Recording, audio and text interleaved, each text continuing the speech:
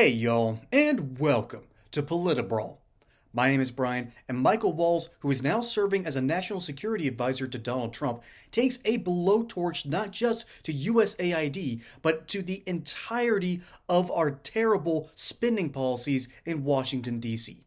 Let's dive in. Colonel, you used to support parts of USAID's mission. As a member of Congress, you sponsored legislation for USAID to expand girls' access to education worldwide, which you said was, quote, essential to our national security. Is foreign aid vital to the nation's national security? When foreign aid is aligned with U.S. objectives and U.S. objectives meet the president's objectives as commander-in-chief, then it is. But that is not the case. Many of these senior aid officials have their own agenda, have gone in their own direction. And these programs, many of which are no longer authorized by Congress, just seem to continue in perpetuity. So we could talk the entire time about USAID. I have a lot of experience about it on the ground. But in these first 2 weeks, we've had major foreign leaders. We have the Mexicans putting thousands of their troops on the border, the Canadians putting their assets on the border, Panama moving away from Belt and Road, Colombia first refusing to take deportation, and then now taking it. And we can go on and on with the successes of the hostages that the previous administration couldn't get out. President Trump says there's all hell to pay. And now we have not only hostages from Hamas reuniting from their family, from Venezuela and from the Taliban, too. So we've had an amazing 2 weeks. We could get into the details of foreign assistance, but it badly needs reform. All right, let's move on to Elon Musk. President Trump says he's directing him to now find cuts in the Pentagon. It's worth noting the Defense Department has billions of dollars with contracts with Elon Musk's companies. Do you believe that is a conflict of interest for Elon Musk to be finding cuts at the Pentagon? Elon is the head of the Department of Government Efficiency, and if there is any agency what I have a ton of experience with in the Department of Defense with an $800 billion plus budget, it's DOD. Everything there seems to cost too much, take too long, and deliver too little to the soldiers. I, as a member of the House Armed Services Committee, held up a bag of bolts that would cost $100 in a hardware store that cost $90,000 to the United States Air Force. And the American people have said enough. Enough with the bloat and the waste and the debt. And when we have $1 trillion of interest in our debt that's exceeded our entire defense budget, we do need great minds and we do need business leaders to go in there and absolutely reform the Pentagon's acquisition process. But, Colonel, my question is Elon Musk the right person for that job, given his billions of dollars in contracts with the Defense Department? How can he cut an agency where he has billions of dollars at stake? Well, look, with all of the appropriate firewalls will be in place. But I'll tell you, as someone who used to have Cape Canaveral in my district, the president created the Space Force. And in 2018, the Chinese launched more than us and the rest of the world combined. Now, in just this last year, SpaceX has launched more than the rest of the world combined, has transformed, along with the president's directive to transform space. But if you want to sit that aside, that's fine, because there is plenty to look into in shipbuilding, which is an absolute mess, to look into contracting, into procurement. And in many of these cases where you pay people right up front, and then they don't deliver for years and years and years, where maintenance and costs overrun, where facilities have literally feces and mold and cockroaches in them for our barracks and our soldiers. We need all the efficiency we can get in the Pentagon, and I think the American people and the soldiers will welcome it. A whole lot of our government employees, particularly those in the military, are not living in the greatest of conditions. There's been, for instance, if you've ever seen the commercials about Camp Jejune, there's some certain problems that have been going on there. And yes, there are issues where people have been complaining about little cockroaches on the base. That sounds to me like there's a couple of other problems going on there as well. And so it's not a bad idea. to have someone that's been outside of the federal government's scope who has a history of just trimming the fat, and not just trimming the fat.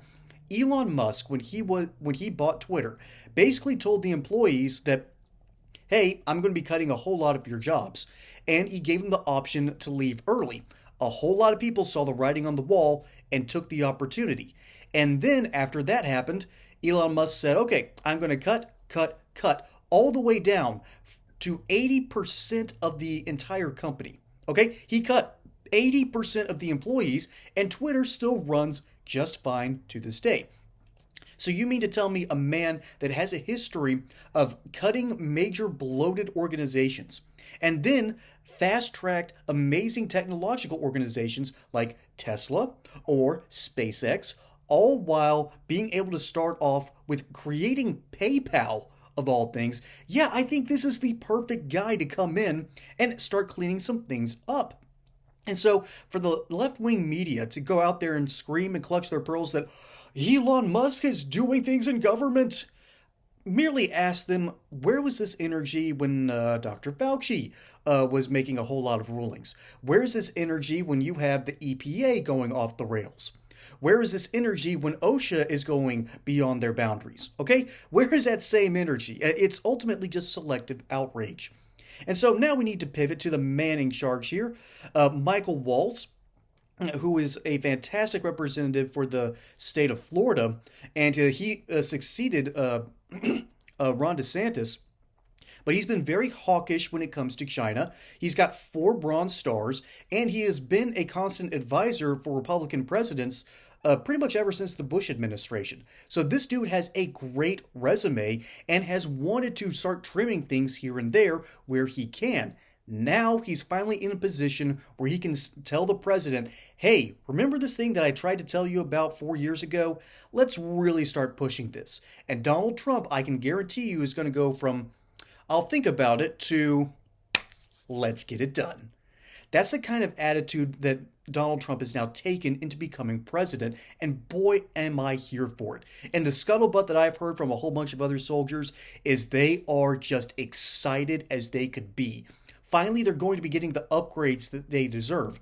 Finally, they're going to be able to deal with the ridiculous administrative problems that have been plaguing soldiers for so long. Just ask them how easy it is for them to get leave, okay? It ain't easy. And so these soldiers are desperately wanting a slimmed down military, particularly in terms of administrative staff and costs, not to mention, the $90,000 bucket of bolts that the U.S. military spent for the Air Force. That's the kind of stuff we're trying to cut, and we've been talking about for decades. I remember reading some of those old Glenn Beck books back in the early 2000s, and there were constant reminders that $75 for a hammer, $1,000 for toilets, and then just the amount of waste goes on and on and on. And so our soldiers really want to trim that kind of nonsense. And so that's, again, the kind of energy that's being put forward, and that's why we're all here for it. That's why we like it that Elon Musk has come by and said, hey, I'm going to trim the fat. That's why we're so happy that Donald Trump is now in office. And furthermore, here's a big update. Army recruiting is up, like record numbers up. And this is from Fox News.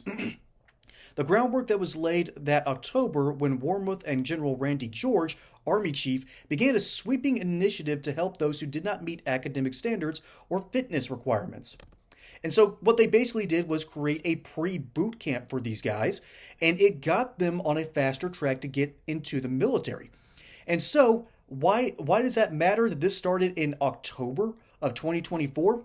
Well, again, that's another example of the Biden administration realizing that, we've got to fix some stuff so we can take some credit from Donald Trump when he takes office, because we're not winning this election. All right, remember, in 2024, Joe Biden started caring about the border again, and all of a sudden the Republicans started backing off of Alejandro Mayorkas, even though they were trying to impeach the dude. And so you're starting to see this weird pattern where Joe Biden does a 180, or at least Jill Biden in this case. I don't think Joe made these decisions. And then they start telling the military and Homeland Security that, hey, maybe we need to reverse certain policies so history looks at us a little more favorably. And then after those new policies came into effect, then when Donald Trump wins the election, that's naturally going to increase numbers for our military recruiting. And I quote from the same article, "We've been selecting our soldiers who have personalities that are more suited to recruiting." Translation: the DEI kind of policies and the rhetoric didn't work, so we're having to shift gears and finally get people that don't really espouse those ideas and furthermore are a little bit more masculine and are willing to stand up for our country. This is a win-win-win. We're getting Elon Musk who can come in and trim the fat. We're getting an administration full of advisors who are finally able to say what they really think and can get that agenda whispered into the ear of Donald Trump, who is now more receptive to pushing those ideas forward. And now we're seeing recruitment at record levels in our military. Folks, in other words, America is back, and we are having so much fun. This is what winning looks like. Folks, my name is Brian. Hope you enjoyed that segment here on Politibrawl. Don't forget to like and subscribe. Catch you on the next one, and until then, y'all have a good one.